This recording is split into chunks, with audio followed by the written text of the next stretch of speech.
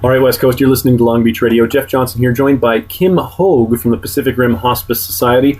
Kim, why don't you just share a little bit about yourself, what you do with the Pacific Rim Hospice Society, and what their role is in the community? Well, thank you for having me. My title is Executive Director of the Hospice Society. However, it's a very small organization and there's really just two of us, so I do many, many things. The Hospice Society is an organization that has been around since 1987, and we support people in our region who are facing end-of-life issues, who are very, very ill, who are grieving, people that have debilitating illness and injury, so people with chronic disease, like heart disease or lung disease, people who are in hospital for a long time because they're waiting for placement in a long-term care facility, or have injuries such as a hip fracture, which takes a long time to heal. Long recovery.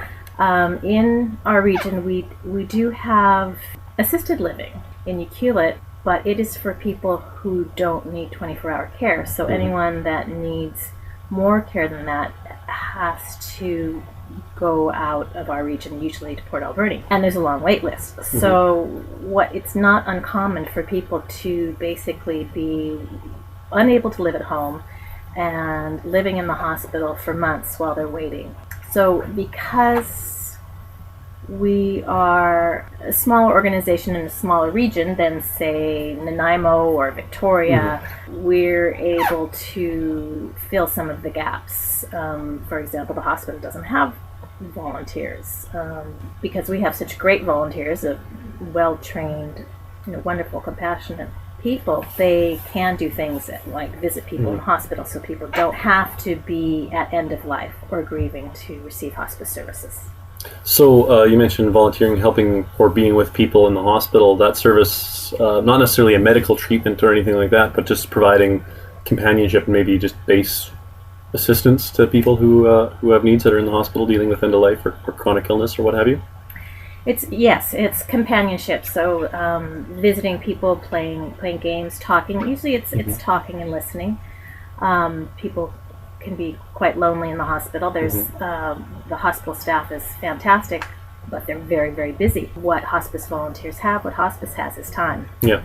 So we can go in and spend an hour or two talking to people about how things are going and how they're feeling, or reading to them, or playing games, or singing, or some of our volunteers have skills like massage or energy work, or they can sing.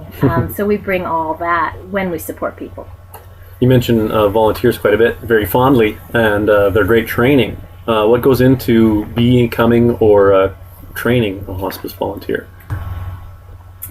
To become a hospice volunteer, there is a training, 30-hour training, that has various components. There's information about grief, about palliative care, about care for the caregiver, that's taking care of yourself, lots on communication and listening skills, units on dementia and other disabilities, session on comforting skills, spiritual care, and local services.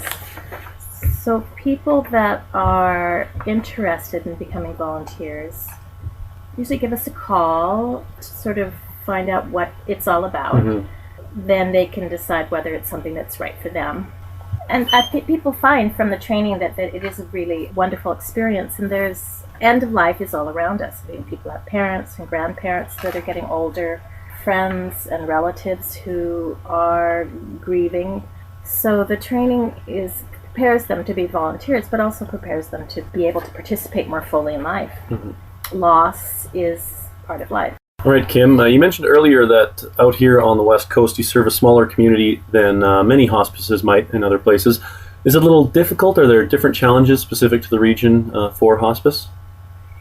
It is different in the sense that we're so spread out. I mean, we serve all the communities. So we go to Housed and Hot Springs and the other First Nations communities in our region. We're faced with transportation, and sometimes volunteers do go to people in community, and sometimes they come here. And then you're looking at the weather and boats and all those unique challenges. And cost.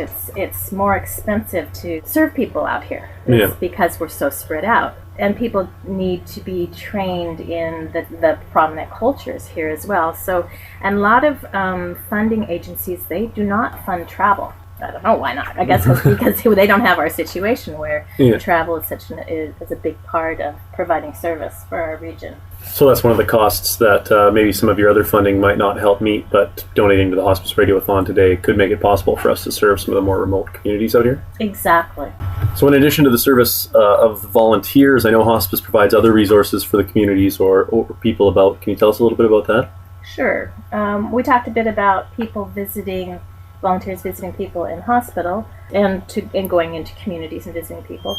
People also sometimes come to the hospice office.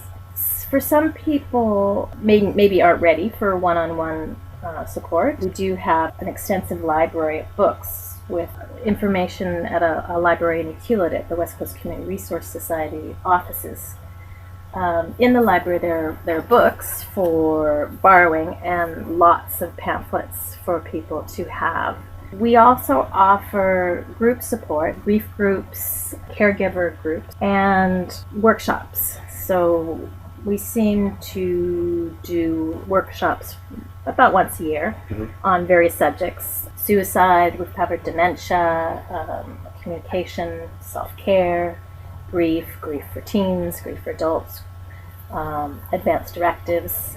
So those workshops probably serve, I guess, a little bit as additional training for volunteers, but anybody is welcome to them that might have use for the extra information that's available there? Yes, and another thing that makes us a bit unique is because we're small is these workshops are open, like you said, to volunteers, but they're also open to the public and a lot of other caregivers. So we'll have people from NTC, nurses and home support, mental health, nurses, doctors. So it's a great way for us to share educational resources and for us to network and get to know other caregivers that are working with people that are involved with hospice. We've done this hospice fundraising radiothon on Long Beach Radio for a number of years now, early December, but this isn't your only Christmas time tradition at the hospice. Yes, this time of year it can be an extremely difficult time for people that are missing loved ones, either because they've lost them to death or that they're far away.